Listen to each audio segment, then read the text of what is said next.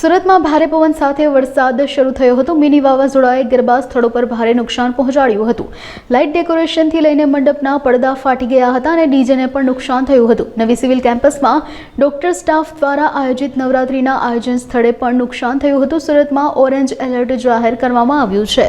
હું છું મહર્ષિ ત્રિવેદી, જીએમસી સુરતના સ્ટુડન્ટ યુનિયનનો જનરલ સેક્રેટરી। આપણા અહીંયા રંગતાલી ગરબા મહોત્સવ ઉજવવાનું કર્યું હતું 27 થી 1 તારીખના વચ્ચે।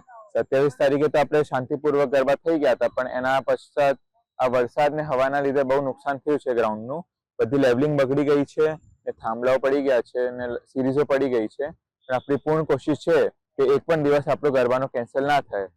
રાત સુધીમાં બધું મેનેજમેન્ટ પાછું ઊભું થઈ જશે અને રાતમાંથી ગરબા ચાલુ જ રહેવાના છે। જો આપણા સિવિલ હોસ્પિટલના ગ્રાઉન્ડ ઉપર બધા ડોક્ટર્સ ને સ્ટુડન્ટ્સ આવ્યા છે ગરબા રમવા માટે। મિનિમમ 1500 લોકો રોજ અહીંયા ગરબા રમે છે।